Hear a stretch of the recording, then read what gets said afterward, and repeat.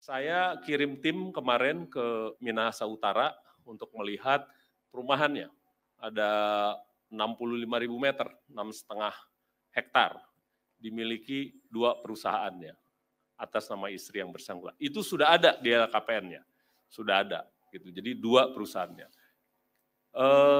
Yang bersangkutan ini melaporkan di LKPN-nya punya saham di 6 perusahaan. Itu ada disebut nama perusahaannya apa saja, dan 2 dari itu punya yang di Minahasa Utara, perumahan. Nah, kalau di LHKPN, kalau saya punya perusahaan, yang saya catat di LHKPN itu hanya sahamnya saja. Saya punya 50 lembar, 1 lembarnya 1 juta, berarti 50 juta. Itu yang dilakukan. Jadi kalau ditanya itu perumahan segede itu ada di LHKPN nggak ada. Yang ada sahamnya di perusahaan itu saja. Itu atas nama istri. Atau saham istrinya di perusahaan itu saja. Itu ya, jadi perbedaan ini saya pikir secara teknis perlu diterangkan karena boleh sebesar apapun perusahaannya, tapi kalau di LKPN hanya nilai saham pendaftarannya saja yang pertama. Gitu ya, itu menerangkan gitu. Yang berikutnya di 6 perusahaan ini kalau teman-teman lihat di LKPN itu masuk di kategori surat berharga.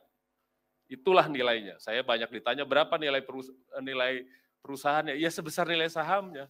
Kalau saya ingat sekitar 1,5 miliar gitu. Nilai 6 perusahaan ini. Gitu. Baik yang dimiliki oleh yang bersangkutan, istri, anak maupun yang lainnya gitu. Tapi itu cerita gimana kok perusahaannya besar tapi LKPN-nya tidak terefleksi di situ. Nah, yang berikutnya sesudah dari Minahasa Utara, kita lakukan pemeriksaan lapangan, kita ke pemerintah daerah, kita lihat pendaftaran usahanya dulu gitu ya. Bahkan kita ke BPN, melihat ini dulu asalnya beli dari mana, harganya berapa, nah, gitu ya. Itu bagian dari proses di Minahasa Utara.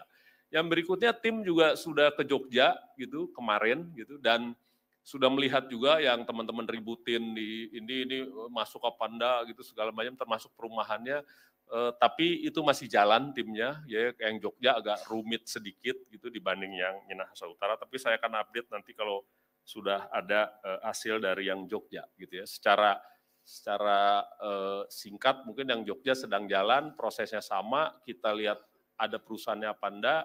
Kalau ada pemilikan propertinya, kita lihat nama siapa, kita ke BPN. Gitu ya. Tapi sekali lagi yang di LHKPN hanya yang atas nama yang bersangkutan, istri dan anak. Kalau dibilang ini punya dia tapi enggak ada di LHKPN, itu kayak apa? Kita lihat dokumennya. Kalau memang bukan atas nama dia, istri dan anak, memang dia tidak wajib mencantumkan di sana.